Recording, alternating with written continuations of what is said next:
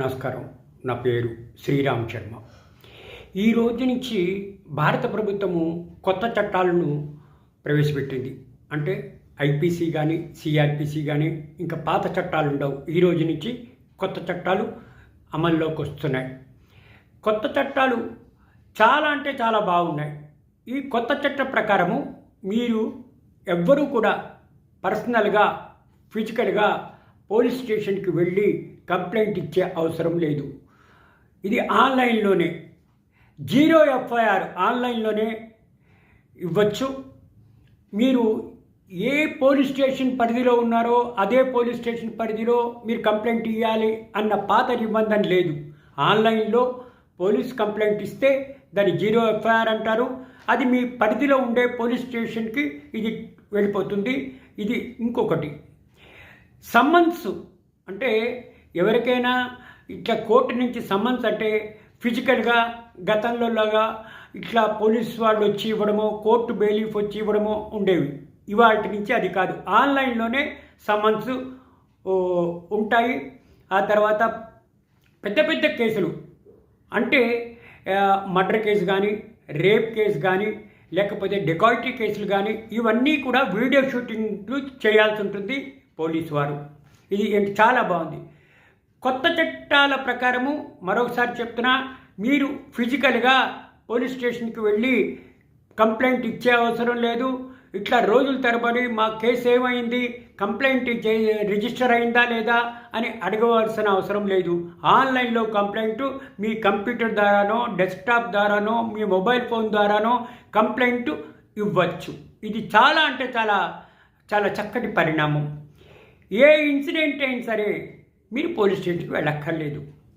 ఇది zero FIR అంటే ఏంటి, మీ ఇంటి పరిధిలో అంటే మీ ఇన్సిడెంట్ జరిగిన పరిధి పోలీస్ స్టేషన్లోనే వెళ్ళే అవసరం లేదు. ఎక్కడైనా సరే కంప్లైంట్ ఇవ్వచ్చు. ఏ పోలీస్ స్టేషన్కైనా అది జీరో ఎఫ్ఐఆర్ అంటారు. ఇట్లా కంప్లైంట్ ఇచ్చిన వెంటనే ఎఫ్ఐఆర్ కాపీలు ఫ్రీగా కంప్లైనెంట్కి ఇవ్వాలి. ₹1 కూడా అడగకూడదు. పోలీసు వారు ఫ్రీగా ఇచ్చేయాలి.